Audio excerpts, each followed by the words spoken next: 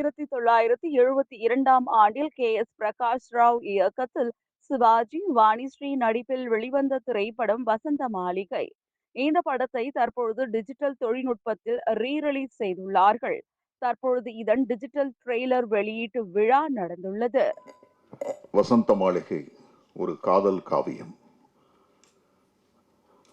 வசந்த மாளிகை இத்தனை வருட வெளியீட்டில் என்ன செய்திருக்கின்றது? பல காதல்களை உருவாக்கி இருக்கின்றது. நான் உங்களுக்கு தெரியாத ஒரு காதல் காவியத்தை சொல்கின்றேன். இந்த படத்தில் கதாநாயகனின் கதாபாத்திரத்தை 2 வரியில் திரு பாலமுருகன் அவர்கள் விளக்கியிருப்பார். உன்னை விரும்பாத பொண்ணு விபச்சாரியா இருந்தா கூட அவளை தொடக்கூடாது. உன்னை விரும்புகிற பொண்ணு குடும்ப பொண்ணா இருந்தாலும் அவளை விடக்கூடாது. இப்படி 2 வரியில் ஒரு கதாநாயகனின் முழு கதாபாத்திரத்தையும் சொல்ல முடியும் என்றால் இப்படி வசனம் எழுதியவர் யார் என்று நான் தேடத் தொடங்கினேன். அவர் நான் வசிக்கின்ற அதே பகுதியிலே அவரும் வசிக்கின்றார் என்பதை அறிந்தேன். அவரை பார்க்க வேண்டும் என்று முயற்சித்தேன். இயல்பாக காலம் எனக்கு அந்த வாய்ப்பை தந்தது. அவருடைய மகன் திரு பூபதி ராஜா என்னுடைய நண்பரானார். நாங்கள் இருவரும் மிகவும் நெருங்கிய நண்பர்களானோம். அந்த நட்பை பயன்படுத்தி கொண்டு இந்த வசந்த மாளிகைக்கு வசனம் எழுதிய அந்த வசனகர்த்தாவை நேரில் பார்க்க வேண்டும் என்பதற்காக நான் அவர் வீட்டிற்குள் சென்றேன். பலமுறை சென்றேன். அவரிடம் பேசியதில்லை. அப்பொழுது பேச முடியாத பயமாக இருக்கும். ஆனால் அவரை பார்ப்பேன். ஒரு சிவந்த பழம் போல் உட்கார்ந்து கொண்டிருப்பார்.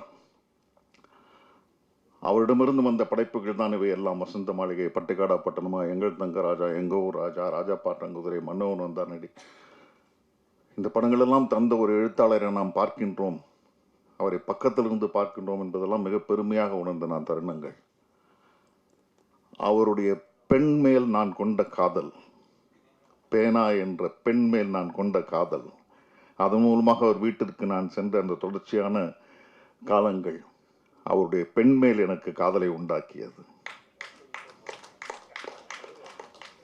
திரு பாலமுருகன் அவருடைய ஒரே மகளான கற்பகம் அவர்களை நான் காதலிக்க தொடங்கினேன். எப்படி வசந்த மாளிகையில் மிக அற்புதமான காதல் வசனங்களை 2 வரிகளில் எழுதி அவர் கதையை உணர்த்தினாரோ, அதுபோல் எங்கள் காதலுக்கும் அவர் 2 வரியில் ஒரு அங்கீகாரம் கொடுத்தார். அவருக்கு இந்த காதல் விவகாரம் தெரியாது. ஒரு சின்ன பிரச்சனைக்கு பிறகு அந்த காதல் விவகாரம் தெரிய வந்தபோது நான் அவரை சந்திக்கப் போகின்றேன். 2 வரியில் சொன்னார். 2 வரிகள். எல்லாவற்றுக்கும் ஒரு காலம் உண்டு, அந்த காலம் வரும், அப்போது பேசுவோம் என்றார். அவரே முன்னின்று அவர் ஆசீர்வதித்து எங்களுடைய திருமணம் நடந்தது. இன்றும் நாங்கள் தொடர்ந்து வெற்றிகரமாக எங்களுடைய காதல் வாழ்க்கையை கடந்து கொண்டிருக்கின்றோம். வசந்த மாளிகை என்பது ஒரு திரைப்படத்திற்கு தொடர்ந்து பல தலைமுறைகள் இப்படி ஒரு விழாவை எடுத்து பாராட்டி கொண்டிருப்பதும் கொண்டாடி கொண்டிருப்பதும் நடிகர் திலகத்தினால் மட்டும்தான் அது சாத்தியப்படும் என்று நான் கருதுகிறேன். வேறு எந்த ஒரு நடிகரின் படைப்பும் இப்படி தலைமுறைகள் தாண்டி கொண்டாடப்படுமா என்று எனக்கு தெரியவில்லை. என் தகப்பனார், நான், என்னுடைய மூத்த மகன், வசந்த மாளிகையின் மிகப்பெரிய ரசிகன். அண்ணன் சொன்னது போல இந்த கண்ணதாசனின் பாடல்களை வரிக்கு வரி ரசிக்கக்கூடிய அளவுக்கு மிகப்பெரிய ரசிகன். தலைமுறைகள் தாண்டி நிற்கக்கூடிய ஒரு படைப்பு. அண்ணன் சொன்னது போல ஒவ்வொரு முறையும் வசந்த மாளிகையை நீங்கள் எப்படி எந்த வடிவத்தில் கொடுத்தாலும் பார்ப்பதற்கு ரசிகர்கள் இருந்து கொண்டே இருக்கின்றார்கள். அதுதான் இந்த படைப்பின் மிகப்பெரிய அருமை. வாய்ப்புக்கு நன்றி.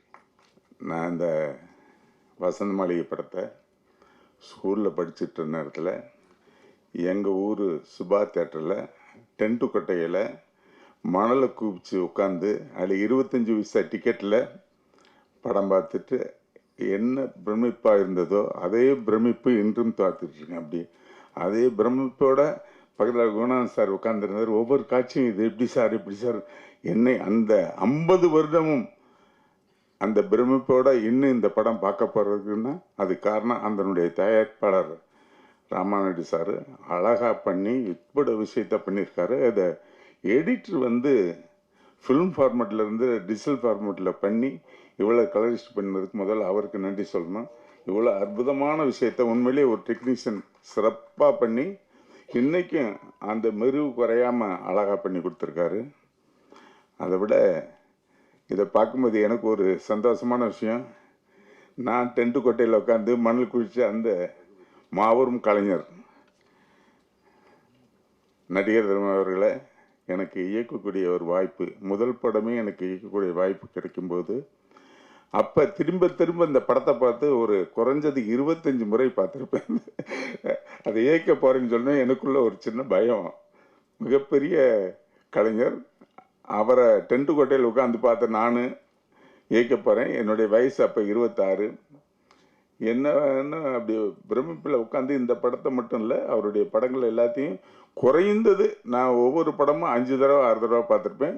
நெய்லி 1 மாதம் அவருடைய படங்களை பார்த்து அவருடைய அங்க அசைவுகள், சின்ன சின்ன சின்ன அங்க அசைவுகள், கண்ணில் திரும்பி பார்க்குற அசைவுகள்லாம் பார்த்துட்டு இவருக்கு என்ன சீன் பண்ணுறது என்ன பண்ணுறதுன்னு நினச்சி அதை பார்த்து அதிலிருந்து கற்றுக்கிட்டு நான் உருவாக்குனது தான் மண்ணுக்குள்ள வைரம். அப்படி இருந்த அந்த படத்தை முதல் நாள் ஷூட்டிங் கோபிச்செட்டிப்பாளையத்தில் ஷூட்டிங் பிளான் பண்ணிட்டுருக்கேன். காலையில் ட்ரெயினில் கிளம்பி நீலகிரி எக்ஸ்பிரஸில் வந்துட்டுருக்காரு. அப்போ ரிசீவ் பண்ணுறதுக்கு என்னுடைய தயாரிப்பாளர் திரு கோவி தம்பி சார் அவர்களும் நானும் ஸ்டேஷனில், ஈரோடு ஸ்டேஷனில் போய் ரிசீவ் பண்ணுறதுக்கு போகிறோம். அங்கே வெளியில் ஒரு 3000 பேர் வெளியே நின்று கோஷம் போட்டுட்ருக்காங்க. ட்ரெயின் வரல. அதுக்கு முன்னால் அண்ணன் சிவாஜி கணேசன் வாழ்க வாழ்கன்றாங்க. அதுக்கு அப்போ ரசிகர் மன்ற தலைவராக இருந்தவர், காலம் சென்ற மத்திய அமைச்சராக இருந்து இப்போ காலமானார் இளங்கோவன். அவர் தான் ரசிகர் மன்ற தலைவராக இருந்து 3000 பேருக்கு மேலே கூடி நின்று கோஷம் போட்டுருக்காங்க. நாங்கள் வந்து நின்று அவர் ரிசீவ் பண்ணுன்றோம். நாங்கள் ரிசீவ் பண்ணிக்கிறோம், அதுக்கப்புறம் நீங்கள் வாங்கன்ற போது அப்படி எனக்குள்ள உள்ளுக்குள்ள ஒரு பயம். இப்பேற்பட்ட மிகப்பெரிய கலைஞரை நம்ம எப்படி இயக்க போகிறோம்னு உள்ளுக்குள்ள வர, ஆனால் வெளியே காட்டிக்கல. நாளைக்கெல்லாம் இத்தனை பேர் அவ்வளவு தமிழக மக்களுடைய மனதில் ஒன்று போயிருக்கக்கூடிய அந்த கலைஞரை இயக்கிறோம் என்ற ஒரு பயத்தோடு இருந்துட்டு அப்படியே உள்ளுக்குள்ள ஒரு தைரியத்தை வர வச்சுக்கிட்டு அவரை பார்த்த படங்களை வச்சு அப்படியே யோசனை பண்ணிட்டு போகிறோம். கோபிச்செட்டிப்பாளையம் போய் சேர்றதுக்கு 1.5 மணி நேரம் 2 மணி நேரம் ஆச்சு. அவர் 5:30 மணி 6 மணி 3 மணிக்கே ட்ரெயினை விட்டு இறங்கிட்டார். நான் சொன்னேன் இறங்கினதுமே நானும் கோவி தம்பி சார் போயிட்டு, ஆனால் நீங்கள் 3 மணிக்கு ட்ரெயின் வந்துட்டு எத்தனை மணிக்கு நம்ம பசங்கள்லாம் வெயிட் பண்ணுவாங்கள்ல, அதனால் நான் 2:30 மணிக்கு எந்திரிச்சு ரெடி ஆகிட்டேன். ஏன்னா ரசிகர்கள் வந்து தன்னை ரிசீவ் பண்ணுவாங்க, அவங்களுக்கு தன்னை பார்க்கணுன்ட்டு அந்த ஒரு சின்சியாரிட்டி 1/2 மணி நேரத்துக்கு முன்னாடியே ரெடி ஆகிட்டேன்னு. சரிண்ணா இப்போ வந்தீங்க, கொஞ்சம் ரெஸ்ட் எடுத்துகிட்டு எப்போ வர்றீங்களா, எந்த டைமுக்கு வருவீங்க கொஞ்சம் சொல்லுங்கள். வா, இந்த படத்துக்கு நீ டைரக்டர், உனக்கு நான் இந்த படத்துக்கு கதையை கேட்டுட்டேன், சம்பளம் பேசிட்டாங்க, சம்பளம் கொடுத்துட்டாங்க.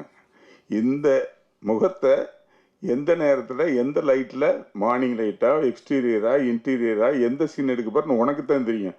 எத்தனை மணிக்கு வாரன்னு எனக்கு டைம் சொல்லிவிட, எத்தனை மணிக்கு வருவீங்கன்னு நீங்கள் என்னை கேட்காத அப்படின்னு மிகப்பெரிய அங்கீகாரம் கொடுத்தார். 26 வயசு பையன் அவர்கிட்ட கேட்கும்போது எப்போ வருவீங்கன்னு நீ கேட்காத, இத்தனை மணிக்கு வாங்கன்னு சொன்னார்.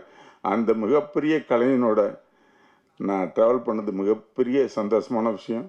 இன்றைக்கும் அது அவர் 50 வருஷத்துக்கு அப்புறம் கூட அந்த படத்தை பார்த்து நம்ம ரசிச்சுட்டு இருக்கோன்னா அவருடைய சின்சியாரிட்டி, அவர் தொழில் மேல் இருந்த பக்தி, அந்த தொழில் மேல் இருந்த பக்தி தான் இப்பயும் கூட என்னை ட்ராவல் பண்ணி இந்த வரைக்கும் கொண்டு போயிருக்கு. உண்மையிலே தமிழ் இண்டஸ்ட்ரியில் இன்றைக்கி இருக்க ஆர்டிஸ்ட், இன்றைக்கி இருக்க பிஆர்ஓக்கள் எல்லாரையும் நான் தப்பாக நினைக்க வேண்டாம்.